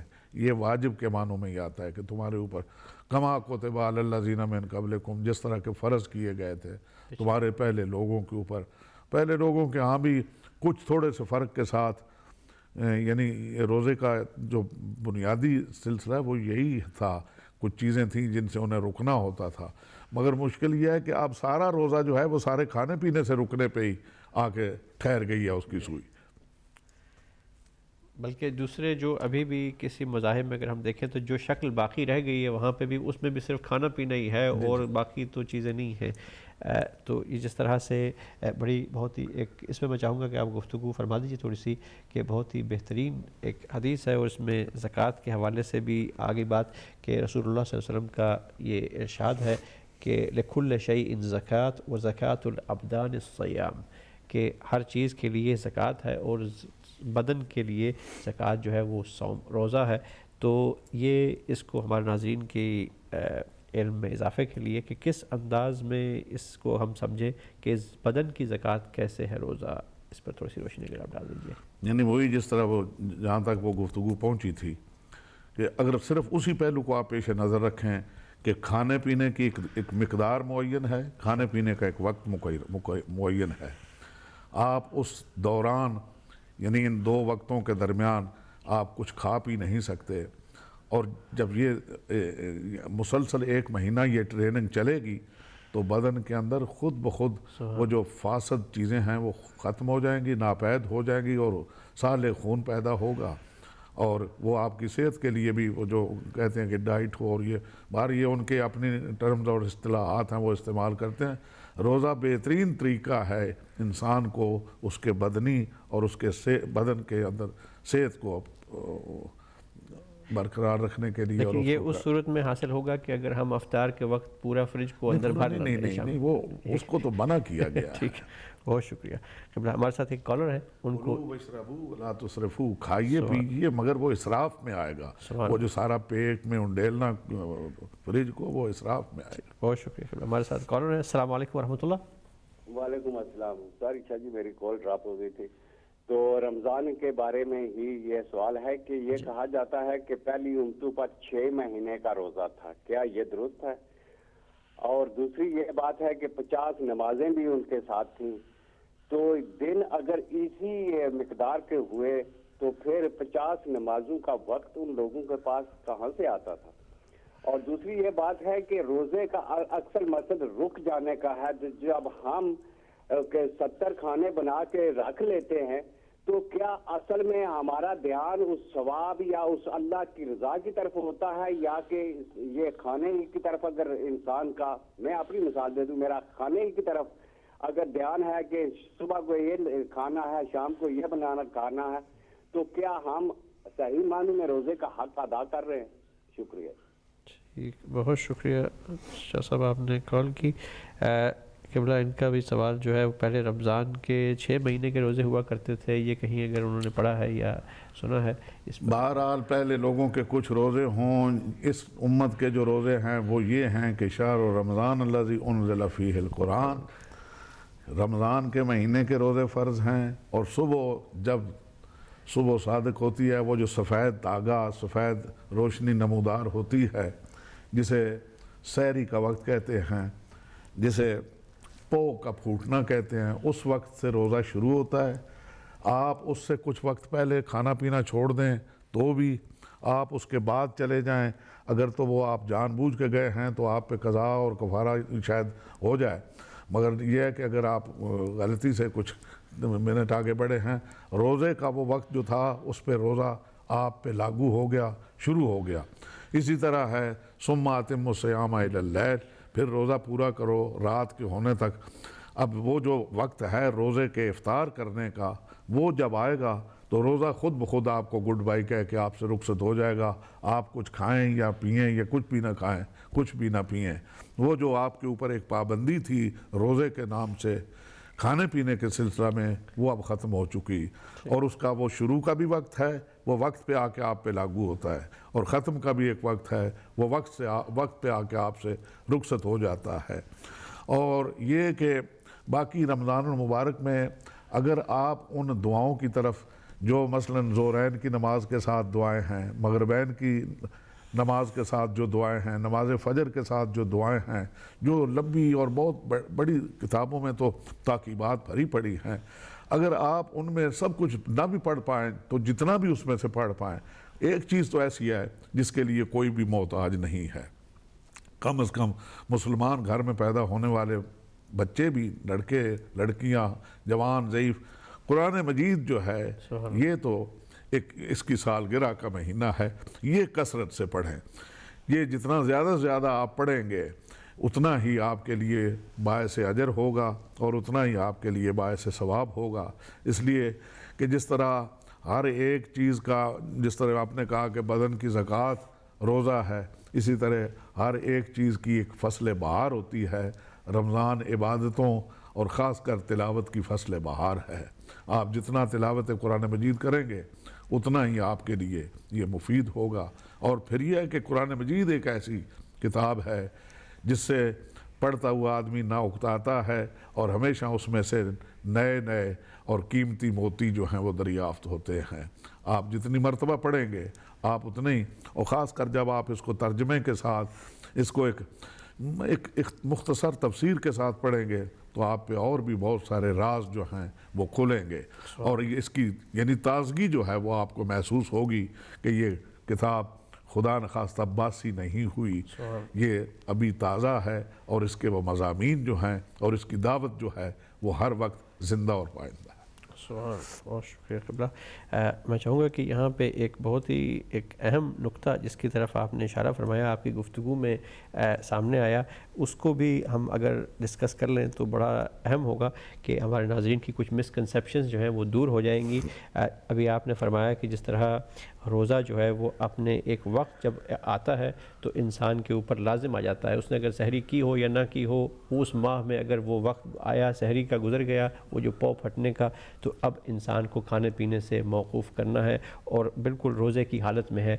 ثم اتم الصیام الی اللیل، تو اس کے بعد جب وہ وقت بھی گزر جائے گا تو پھر انسان کو اسی روزے کی حالت سے باہر آ گیا، نہیں کھائے پیے روزہ اس سے اب رخصت ہو کے چلا گیا. بالکل اسی طرح جیسے نماز کا وقت ہے، ہم اس کو بلا نہیں سکتے، اس کو واپس بھیج نہیں سکتے. انسان اگر جب عصر یا ظہر کا وقت ہونے والا ہے تو وہ اپنے وقت میں خود انسان داخل ہو جائے گا. اب ہم پر نماز واجب ہوگی، اس سے پہلے ہم پڑھ نہیں سکتے، وہ ادا نہیں ہوگی. اور اگر غروب ہو جائے گا تو اس کے بعد پھر وہ نماز بھی قضا ہو جائے گی، ادا نہیں ہوگی. اسی طرح تو یہ جو ایک سوچ ہے کہ اگر افطار کا وقت آ گیا تو فوراً اس کو کھانے سے جو مربوط کیا گیا ہے کہ اگر آپ نے فوراً نہ کھایا تو اس میں کوئی خدا نخواستہ مکروہ ہونے کا مسئلہ ہو جائے گا. تو یہ وہی کہیں انسان بڑی غلط سوچ میں تو نہیں چلا گیا کہ اس نے روزے کو کھانے پینے سے بالکل اس کے ساتھ متصل کر دیا ہے اور اس کی جو اصل کیفیت ہے، جو اس کی روح ہے، اس سے غفلت کی یہ نشاندہی ہے کہ یہ جو ہم نے مکروہ کا لفظ بتا دیا ہے کہ یہ اگر آپ نے فوراً منہ میں کچھ نہ رکھا تو گویا مکروہ ہو گیا.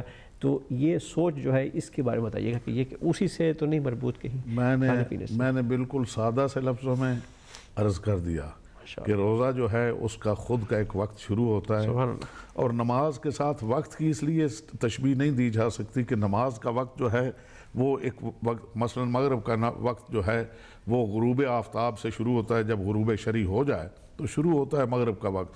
اب مغرب کا وہ اصل وقت ہے، وہ پہلا وقت ہے، وہ مخصوص وقت ہے. اس میں 3 رکعتیں ہیں. ایک آدمی 3 رکعتیں مثلا 3 منٹ میں پڑھتا ہے. ایک آدمی ہے وہ وہی صورتیں اور وہی 3 رکعتیں جو ہیں وہ 6-7 منٹ میں پڑھتا ہے. یعنی آپ سمجھ گئے نا. مگر روزے میں ایسا نہیں ہے. روزے میں بہت شارپ ہے وہ وقت. جیسے ہی وہ طلوع ہوا وہ وقت ہو گیا. اب اس کے لیے انتظار نہیں ہے کہ نہیں اس میں تو ابھی تھوڑی دیر اور بھی ہے. نہیں، اب وہ جیسے ہی پو پھوٹے گی اب روزہ آپ کا شروع ہو چکا ہے. اب آپ کچھ نہیں کر سکتے، کچھ کھا نہیں سکتے، کچھ پی نہیں سکتے. روزہ کا ٹائم شروع ہو گیا. روزہ آپ پہ یوں سمجھیے کہ مسلط ہو گیا، سوار ہو گیا، آپ پہ لاگو ہو گیا. اسی طرح روزے کے افطار کا وقت. اب یہ ہے کہ بسا اوقات لوگ اس کو وہی یعنی روزے کو کھانے پینے تک محدود کر دینے کی کا ہی وہ تصور لگتا ہے، جو کہتے ہیں جتنا جلدی ہو. کیوں جلدی ہو؟ آپ اطمینان کریں. بلکہ احادیث میں تو آیا کہ پیغمبر اکرم 5 نمازیں روزے کی حالت میں پڑھتے تھے. صبح کی نماز بھی روزے کی حالت میں، مغربین کی نماز بھی یعنی مغرب و عشاء پڑھنے کے بعد روزہ کھولتے تھے. اور ظہرین تو ظاہر ہے ہوتی روزے کے عالم میں ہے.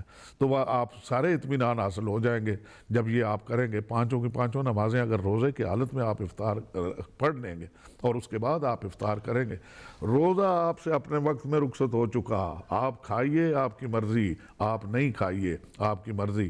اب یہ ہے کہ جلدی کیجئے. اس میں بھی آپ ثواب ڈھونڈنا چاہتے ہیں تو کہیں ایسا نہ ہو کہ جلدی جو ہے وہ جو شارپ وقت ہے اس کے اگر اس طرف ہوگی تو روزہ سارے دن کا رکھا رکھایا اخیر وہ بطلان کے کھاتے میں گر جائے گا.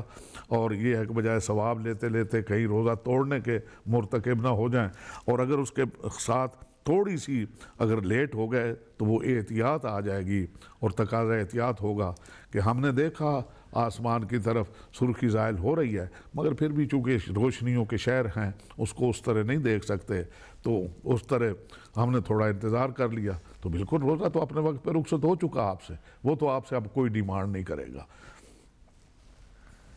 ٹھیک، بہت شکریہ قبلہ، آپ نے اس کی وضاحت فرما دی. میں سمجھتا ہوں کہ ہمارے ناظرین تک بھی جہاں تک یہ آواز جا رہی ہے آپ تک بھی یہ بات پہنچ گئی اور انسان کو اس پر سوچنے اور غور و فکر کرنے کی ایک دعوت عام ہے. اس پر یقیناً ہر انسان کو یہ چاہیے کہ وہ سوچے کہ جو بھی ہم عمل بجا لاتے ہیں وہ صرف ایک سنی سنائی بات یا جو بھی ہم نے کتاب میں پڑھ لیا اسی کو دیکھ کر کے آگے بڑھ رہے ہیں یا اس کی کوئی عقلی دلیل بھی ہے. یقیناً یہ بہت اہم ہے کہ انسان اپنے جو بھی اعمال بجا لائے اس میں عقل کو بھی ہمیشہ مقدم رکھے.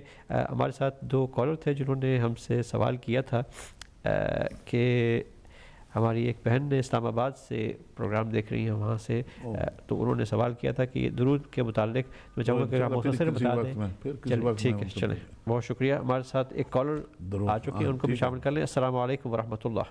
وعلیکم السلام ورحمۃ اللہ وبرکاتہ۔ میں تعظیم نقوی لندن سے بول رہا ہوں، قبلہ کی خدمت میں سلام عرض کرتا ہوں۔ تعظیم نقوی صاحب، ماشاء اللہ بڑی خوبصورت گفتگو ہو رہی ہے، اور قبلہ نے بھی جیسے فرمایا کہ رمضان جو ہے وہ قرآن کی تلاوت کے اعتبار سے بہت ہی امپورٹنٹ مہینہ ہے۔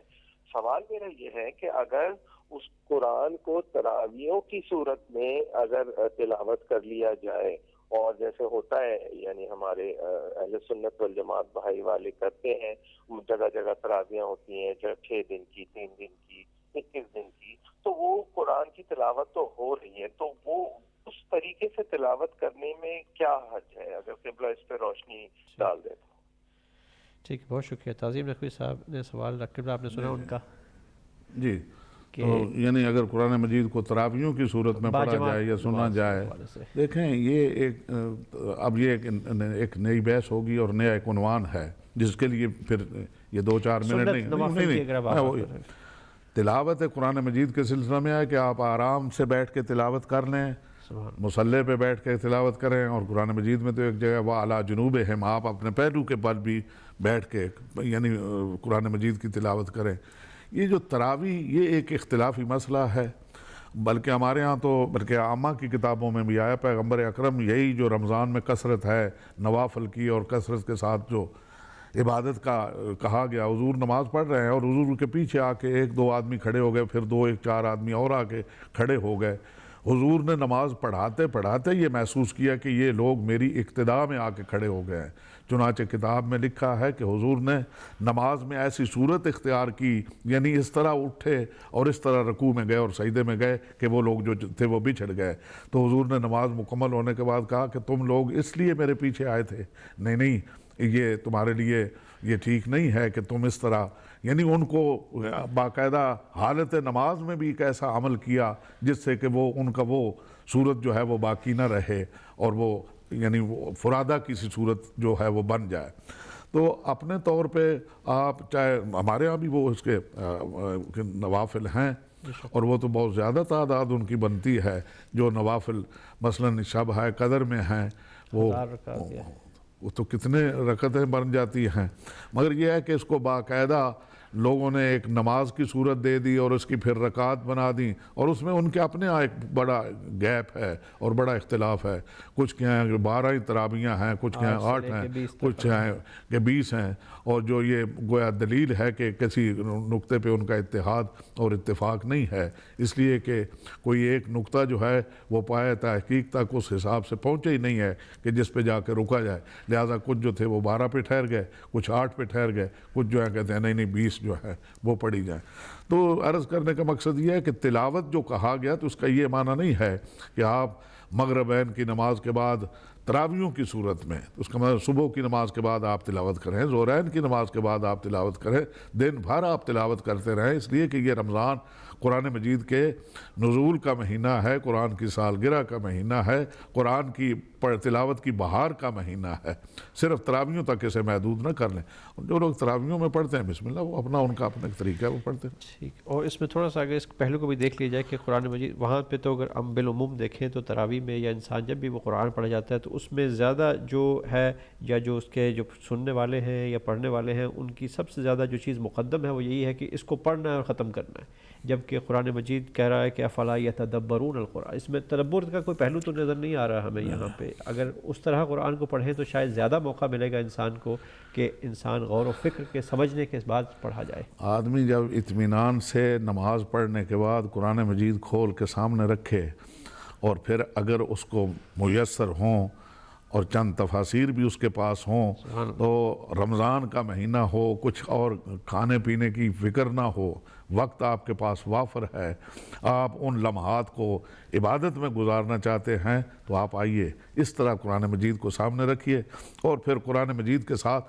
جس طرح پیغمبر نے فرمایا کہ میں 2 چیزیں دے کے جا رہا ہوں، ایک اللہ کی کتاب، ایک اپنی اہل بیت، ایک آیت پڑھیں، ایک سورت پڑھیں، اور اس آیت اور سورت کے متعلق اہل بیت نے کیا کہا، ان کے فرامین کیا ہیں، انہوں نے اس کی کیا تشریح فرمائی، وہ بھی آپ دیکھتے چلے جائیں، آپ کا ایک ایک لمحہ عبادت بنتا چلا جائے گا اور علم و عرفان میں بہتری اور ترقی ہوتی چلی جائے گی۔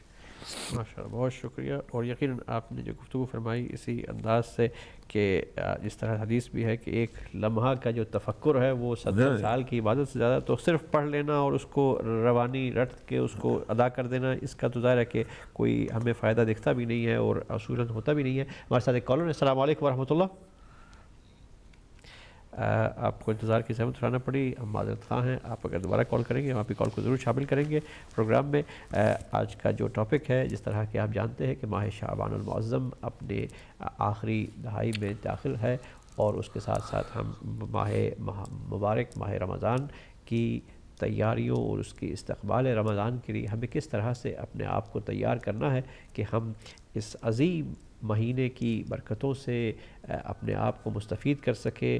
نہ صرف یہ کہ ہم کچھ چھوٹی چھوٹی چیزوں، یہ کھانے پینے تک ہی موقوف ہو کر کے رہ جائیں، صرف ہمارا روزہ سوائے بھوکے اور پیاسے رہنے کے اور اس کا کوئی معنی نہ ہو، کوئی درجہ نہ ہو۔ بہت ہی اہم موضوع ہے۔ ہم امید کرتے ہیں کہ اس پر غور و فکر بھی آپ کریں گے۔ ہمارا تو صرف یہ ایک ہلکا سا کوشش ہے کہ توجہ دلائی جائے۔ ہمارے ساتھ ایک کالر ہے۔ السلام علیکم ورحمۃ اللہ۔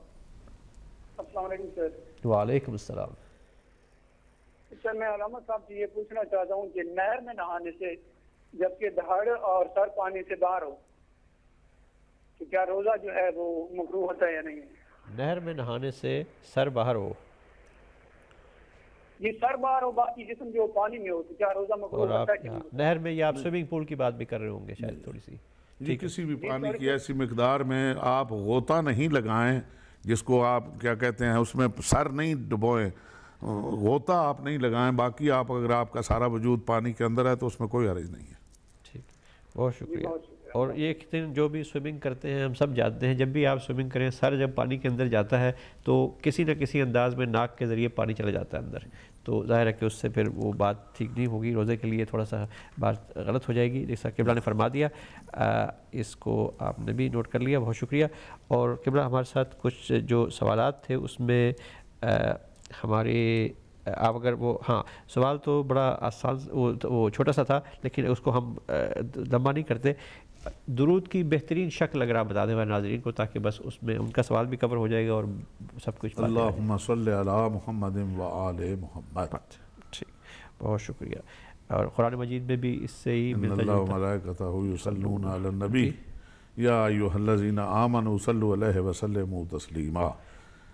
بے شک اللہ اور اس کے فرشتے درود بھیجتے ہیں اوپر پیغمبر کے، اے ایمان والو۔ جب پیغمبر پہ یہ آیت اتری تو صحابہ کرام رضی اللہ عنہم انہوں نے صلی اللہ علیہ یا رسول اللہ، صلی اللہ علیہ یا حبیب اللہ، تو حضور نے فرمایا میرے اوپر یہ دم کٹی صلوات نہ بھیجیے، لا تصلوا علیہ صلاۃ البترا۔ اور تو پھر کہا آپ ہی بہتر بتائیں گے ہم کس طرح آپ پہ صلوات پڑھیں، تو فرمایا قولوا اللہم صلی علی محمد و آل محمد۔ تھوڑا سا ہمارے اور یعنی سواد اعظم کے اور ہمارے فرق یہ ہے کہ وہ پڑھتے ہیں اللہم صلی علی محمد و علی آل محمد، جبکہ ہمارے ہاں ہے اللہم صلی علی محمد و آل محمد، یعنی ہم محمد اور آل محمد کے درمیان علی کا فاصلہ بھی جو ہے ہمارے ہاں نہیں پایا جاتا۔ ہم گویا ایسے بلا فاصل کے قائل ہیں کہ یہاں علی کا فاصلہ بھی نہیں ہے۔ محمد و آل محمد، ٹھیک، بہت شکریہ۔ اور رمضان کے اس عظیم مہینے میں درود کا کثرت سے پڑھنا، اس بارے میں کیا فرمانا ناظرین کے لیے؟ بالکل یہی ہے، درود سے بڑی اور کون سی عبادت ہو سکتی ہے؟ ہر دعا سے پہلے، ہر دعا کے بعد درود، جو یعنی یہ تو وہ عمل ہے جس کو اللہ نے اپنے لیے بھی اختیار فرمایا، ان اللہ و ملائکتہ یصلون علی النبی یا ایھا الذین آمنوا صلوا علیہ وسلموا تسلیما۔ یہ تو بہت بڑی عبادت ہے۔ ٹھیک، بہت شکریہ۔ اور اسی گفتگو کو تھوڑا سا مزید آگے بڑھاتے ہوئے کہ اگر ہم رمضان جو ظاہر ہے کہ اس کی طرف بڑھ رہے ہیں، اس میں عبادات کو یا اپنے جتنے بھی امور ہیں ان کو کس انداز سے انسان بجا لائے کہ پھر وہ جتنی بھی عبادتیں ہیں یہ صرف رمضان تک محدود نہ رہیں، کہ کس طرح کی سوچ اور فکر ہونی چاہیے کہ یہ جو ٹریننگ کیمپ جس کی کو اگر ہم سمجھ لیں 1 مہینہ بھر کا، اس میں ہم جو بھی اپنے اعمال کرتے ہیں ظاہر ہے کھانے پینے سے موقوف رہنا اور باقی جتنے بھی اعمال ہیں، اور اس کے ساتھ ساتھ دعاؤں کا سہارا لیتے ہوئے معرفت کو بڑھاتے ہوئے کیا شکل اختیار ہونی چاہیے اس عبادت کی کہ انسان جو ہے پھر بس جب عید آئے تو ایسا نہ ہو کہ پھر وہ سیدھا سنیما میں جا کے بیٹھا ہے اس کو سیلیبریٹ کرنے کے لیے، بلکہ وہ انسان کے اس اعمال کے ساتھ اس کی شخصیت کا ایک حصہ بن جائے کہ تاکہ سال کے اگلے جو 11 مہینے ہیں وہ خیریت سے گزریں۔ ایک کالر کو اگر شامل کر لیں اور پھر اس پہ بھی انشاءاللہ گفتگو ہو جائے گی۔ کالر جی السلام علیکم ورحمۃ اللہ۔ جی السلام علیکم ورحمۃ اللہ۔ السلام علیکم جی۔ وعلیکم السلام جی، آپ کا نام اور بھائی کہاں سے؟ میں درود تاج کے متعلق پوچھ رہی تھی۔ ٹھیک ہے، اچھا آپ کا ہم نے تو مجھے بتائیے جی۔ ٹھیک ہے، یہ قبلہ نے آپ کو بہترین شکل درود کی جو ہے وہ پڑھ کے بتا دی۔ درود تاج اللہم صلی علی صاحب تاج والمعراج والبراق، یہ یہی درود تاج ہے۔ انہوں نے پوچھا یہ کس سے منقول ہے، یعنی یہ کس سے اس کی آغاز ابتدا ہے، یہ ان کا سوال تھا جو اسلام آباد سے جس خاتون نے پوچھا۔ تو ہم نے کہا یہ اس وقت تو ہمیں میں نہیں بتا سکتا، پھر کسی وقت یعنی یہ کس سے مروی ہے، کس نے یہ پڑھا اور کس کے کلام میں یہ ہے یہ۔ ٹھیک، بہت شکریہ آپ کا، اور لیکن بہرحال آپ کے سوال کا کچھ حصہ جو ہم نے کور کر دیا بالعموم، جو کہ بہترین شکل جو ہے درود کی قبلہ نے آپ کو بتائی، اور میں سمجھتا ہوں کہ یہ ہمارے عملی طور پہ عمل انجام دینے کے لیے وہ بہترین ایک صورت ہے۔ السلام علیکم ورحمۃ اللہ۔ السلام جناب، السلام علیکم۔ وعلیکم السلام، میرے بھائی آپ کا نام اور کہاں سے کال کر رہے ہیں؟ جناب میرا نام حسین قادری ہے، ناٹنگھم سے۔ حسین قادری صاحب، جی میرے بھائی فرمائیے۔ صاحب میں نے قبلہ صاحب سے یہ پوچھا ہے، ابھی انہوں نے یہ بات کہی ہے کہ اللہم صلی علی محمد وآل محمد، کہ ہم اور آپ نے فرق کیا ہے کہ اللہ کا، تو حضرت صاحب کی بارگاہ میں بس ادھر سے سوال کہ اگر اللہم صلی علی محمد وآل محمد کا ترجمہ اور پھر جو اکثر ہم پڑھتے ہیں اللہم صلی علی محمد وعلی آل محمد، اس میں دونوں میں فرق کیا ترجمہ کے لحاظ سے؟ اس لیے پہلے درود میں بھی علی پڑھتے ہیں اللہم صلی علی، اور دوسرے میں بھی اللہم صلی علی پڑھتے ہیں۔ تو عربی تو میں جانتا نہیں ہوں، تو اب کی موجودگی میں یہ پوچھ لیتا ہوں۔ ٹھیک ہے، بہت شکریہ۔ قبلہ وہ تھوڑا جاننا چاہ رہے ہیں کہ اس میں کوئی ترجمے میں کوئی خاص فرق نہیں ہے، ترجمے میں کوئی خاص فرق نہیں ہے۔ ٹھیک، لیکن صرف یہ جو اللہ کا بھی وہ بھی نہ ہو تو بالکل وہ بالالتزام وہ پڑھتے ہیں۔ ہمارے ہاں جو مطلب یہ ہے کہ یہ آپ جب تشہد میں پڑھتے ہیں شہادتین کے بعد تو یہ اللہم صلی علی محمد وآل محمد، یہ یوں سمجھیے جس طرح توقیفی ہے، اس میں آپ رب صلی علی محمد وآل محمد نہیں، اللہم صلی علی محمد وآل محمد ہی پڑھیں گے۔ تو یہ اس میں اللہ آپ شامل نہیں کر سکتے، خاص کر اس کیا ہے تشہد کے بعد جو درود پڑھا جاتا ہے بالعموم، اور ترجمہ جو ہے وہ کوئی اس میں خاص فرق نہیں ہے۔ ٹھیک، اور اگر بالعموم اللہم صلی علی محمد وعلی آل محمد ہی پڑھ لیں تو اس میں بالکل کوئی، اگر ہمارے ہاں چونکہ رائج ہی یہی ہے، اور تشہد میں اور کیا ہے مجالس میں درود پڑھیے صلوات پڑھیے، تو چونکہ یہی رائج ہے اور یہی یعنی وہ کیا اس کو کہتے ہیں کہ توقیفی سمجھ لیجئے بس۔ ٹھیک، یعنی محمد و آل محمد کا ایک دوسرے کے لیے لازم و ملزوم ہونا، اس سے مزید ایک نہیں، جس طرح انہوں نے فرمایا کہ ترجمے میں کوئی خاص فرق نہیں ہے۔ ٹھیک، بہت شکریہ ہمارے بھائی آپ نے حسین قادری صاحب، یقیناً آپ کو آپ کے سوال کا بھی جواب مل گیا ہوگا۔ اللہ تعالیٰ آپ کو جزائے خیر عطا فرمائے۔ آپ نے ٹیلی فون کال کی، اور وقت جو ہے قبلہ بڑی تیزی کے ساتھ ہمارا اپنے اختتام کی جانب بڑھ رہا ہے۔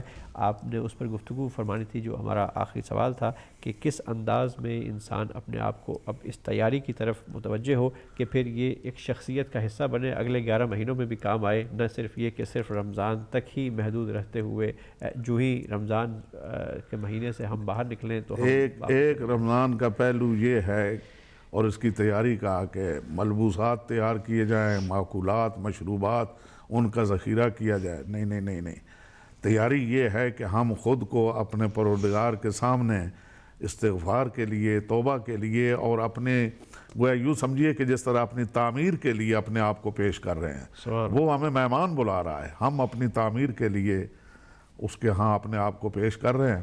اور جس طرح آپ نے فرمایا 1 مہینہ ٹریننگ کرنے کے بعد تو ہمیں اس پہ یعنی اوقات کا پابند ہو جانا چاہیے، بہت ساری چیزیں جو ہیں اس کے لیے ہمیں یعنی جس 1 مہینے نے جو ہمیں سکھایا کہ ہم نے سانس بھی لیے تو وہ تسبیح شمار ہوئے، ان کا آنا جانا عند اللہ تسبیح ہوا، ہم نے وقت کی پابندی سیکھی، ہم نے حلال اور حرام میں امتیاز سیکھا، حرام سے اجتناب کیا، حلال کو اختیار کیا۔ یہ باقی جو 11 مہینے ہیں اس میں بھی، اور باقی رہا کہ یہ اسی قدر آدمی اعمال اور اوراد اور تلاوت باقی مہینوں میں شاید اس ساری مذمت کے بعد بھی جو ہم نے کھانے پینے کی ہے، یہ تو آپ کو ماننا ہی پڑے گا کہ رمضان کے بعد چونکہ وہ کھانے پینے کی پابندی ختم ہو جاتی ہے اور اس کا تھوڑی دیر ابھی چائے لے آئیے، ابھی یہ کیجیے، اب وہ کیجیے، اب اس نے بھی اثر کیا آپ کے اوپر کہ آپ اس طرح نہ تلاوت کر سکیں گے، نہ اوراد ورد آپ کر سکیں گے، نہ آپ دعائیں پڑھ سکیں گے، اس لیے کہ کھانے پینے نے بھی آپ کو تھوڑا ڈسٹرب کر ہی دیا کہ اب اس کے لیے کوئی وقت نہیں رہ گیا۔ اگر آپ باقی یعنی بغیر روزہ کی نیت کے اور بغیر روزہ رکھے کے اگر آپ ایک چیز اپنا لیں کہ ہمیں وقت پہ ہی کھانا ہے، ہر وقت کھاتے ہی نہیں رہنا ہے، تو میرے خیال میں کافی مدد مل سکتی ہے کہ باقی 11 مہینے جو ہیں وہ بھی ہم اسی انداز سے گزاریں کہ ہمارے پیش نظر خوشنودی پروردگار ہو اور اپنی تعمیر اور اللہ کے ہاں سے ثواب اور توفیقات کے حصول کی امید ہو۔ بہت شکریہ، اور یقیناً ہم اپنے پروگرام کے اختتام تک پہنچ چکے ہیں۔ جس طرح قبلہ نے بھی اپنی گفتگو میں بہت خوبصورت انداز سے واضح فرمائی کہ جس طرح قرآن مجید نے فرمایا کہ بسم اللہ الرحمن الرحیم کتب علیکم الصیام کما کتب علی الذین من قبلکم لعلکم تتقون، تاکہ تم تقوی اختیار کرو۔ تو ظاہر ہے کہ رمضان اور اس روزہ رکھنے کا مقصد، اولین مقصد یہ ہے کہ انسان متقی ہو، حرام سے بچے، اور جو نیک اور عمل صالح ہیں ان کو بجا لائے۔ اسی طرف ہماری توجہ ہونی چاہیے، نہ یہ کہ ہم صرف یہ جو ایک عموماً جو لوگوں کا ایک رجحان رہتا ہے صرف کھانے پینے کے اوپر، رمضان کو ہم صرف کھانے پینے سے جوڑ کر کے صرف اسی بہت ہی ایک تنگ نظری کا شکار نہ ہو جائیں، بلکہ اس سے صحیح معنوں میں استفادہ حاصل کر سکیں۔ ہم اسی دعا کے ساتھ کہ اللہ تعالیٰ ہمیں اس کی توفیق عطا فرمائے۔ قبلہ میں چاہوں گا کہ اگر آپ دعائیہ کلمات فرما دیں۔ سبحان ربک رب العزت عما یصفون وسلام علی المرسلین والحمد للہ رب العالمین۔ اللہم انا نسألک بحق محمد وانت المعمود وبحق علی وانت الاعلی وبحق فاطمہ وانت فاطر السماوات والارض وبحق الحسن وانت المحسن وبحق الحسین وانت قدیم الاحسان وبحق 9 معصومین من ذریۃ الحسین علیہم الصلاۃ والسلام۔ اللہم انا نسألک زیادۃ فی العلم وبرکۃ فی الرزق وصحۃ فی الجسم وطولا فی العمر ونورا فی القلب وتوبة قبل الموت وراحة عند الموت ومغفرة بعد الموت ونجاة من النار ودخولا في الجنة برحمتك يا ارحم الراحمین۔ پروردگار بحق محمد و آل محمد ہمیں زیادہ سے زیادہ اعمال صالحہ کی توفیق شامل حال فرما، ہمارے گناہوں اور خطاؤں اور لغزشوں کو معاف فرما، ہمارے بیماروں کو صحت اور شفا عطا فرما۔ پروردگار بحق محمد و آل محمد ہمارے بچوں کو زیور علم و عمل سے آراستہ اور پیراستہ فرما، ہماری بچیوں کو عفت و حیا عطا فرما، ان ممالک کے زہریلے اثرات سے محفوظ فرما۔ پروردگار بحق محمد و آل محمد بطفیل محمد و آل محمد ہمارے جو عزیز اور بزرگ اس دنیا میں نہیں رہے، پیوند خاک ہو گئے ہیں، ان کے درجات بلند فرما، جوار معصومین میں جگہ مرامت فرما۔ یہ پچھلے دنوں جو مصر میں بے گناہ لوگ شہید کیے گئے، سب سے پہلے تو ہم بڑے پرزور الفاظ میں ان لوگوں کی مذمت کرتے ہیں جو اس وحشیانہ کارروائی کے مرتکب ہوئے۔ پروردگار ان شہداء کے درجات کو بلند فرما، ان کے پسماندگان کو صبر اور اجر عطا فرما، اور ان ظالم خارجیوں اور دہشت گردوں کی مہلتوں کو ختم فرما۔ پروردگار بحق محمد و آل محمد مذہب حقہ کو سایات فتح صاحب العصر میں محفوظ فرما، ہمارے امام زمانہ کے ظہور میں تعجیل فرما۔ ربنا تقبل منا انک انت السمیع العلیم وتب علینا انک انت التواب الرحیم۔ ہاں، سید سخاوت حسین شاہ صاحب بیمار ہیں، پروردگار بحق محمد و آل محمد انہیں صحت کاملہ اور شفا عاجلہ عطا فرما. دیگر جن مومنین نے کاظمی صاحب بیمار ہیں پروردگار بحق محمد و آل محمد انہیں صحت کاملہ اور شفا عاجلہ عطا فرما. دیگر جن مومنین اور مومنات نے التماس دعائے صحت کی ہے پروردگار بحق محمد و آل محمد انہیں صحت کاملہ اور شفا عاجلہ عطا فرما. ربنا تقبل منا انک انت السمیع العلیم وتب علینا انک انت التواب الرحیم بجائے نبی و آل طیبین الطاہرین المعصومین. اللہم صلی علی محمد و آل محمد. به یاسین به معراج احمد به قدر و به کوثر به رضوان و طوبی به وحی الهی به قرآن جاری به تورات موسی و انجیل عیسی بسی پادشاهی کنم در گدایی چو باشم گدای گدایان زهرا. چه شبها که زهرا دعا کرده تا ما همه شیعه گردیم و بیتاب مولا. غلامی این خانواده دلیل و مراد خدا بوده از خلقت ما. مسیرت مشخص امیرت مشخص مکن دل دل ای دل بزن دل به دریا. که دنیا به خسران عقبی نیرزد به دوریز اولاد زهرا نیرزد و این زندگانی فانی جوانی خوشیهای امروز و اینجا به افسوس بسیار فردا نیرزد. اگر عاشقانه هوادار یاری اگر مخلصانه گرفتار یاری اگر آبرو می‌گذاری به پایش یقیناً خریدار یاری. بگو چند جمعه گذشتی ز خوابت چه اندازه در ندبه ها زاری یاری. به شانه کشیدی غم سینه اش را و یا چون بقیه تو سربار یاری. اگر یک نفر را به او وصل کردی برای سپاهش تو سردار یاری. به گریه شبی را سحر کردی یا نه چه مقدار بیتاب و بیمار یاری. دل آشفته بودن دلیل کمی نیست اگر بیقراری بدان یار یاری. و پایان این بیقراری بهشت است بهشتی که سرخوش ز دیدار یاری.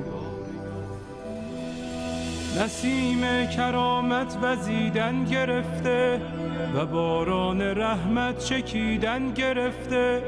مبادا بدوزی نگاه دلت را به مردم که بازار یوسف فروشی در این دوره بد شدیدن گرفته.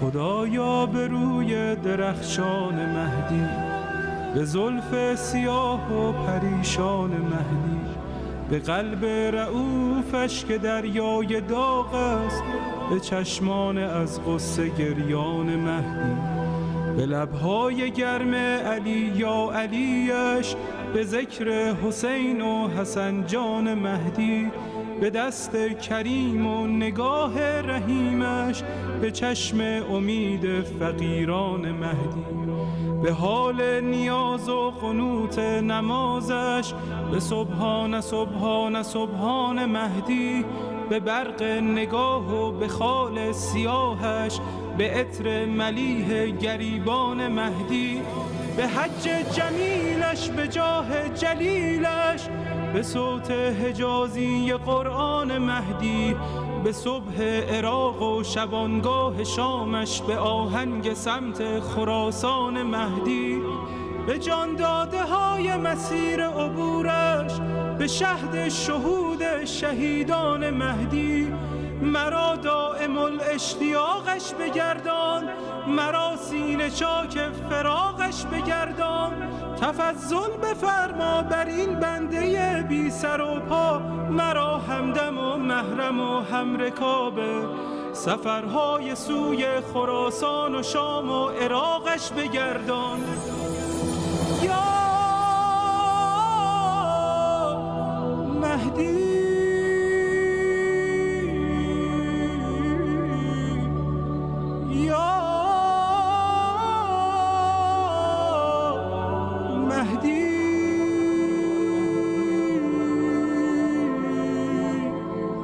مددی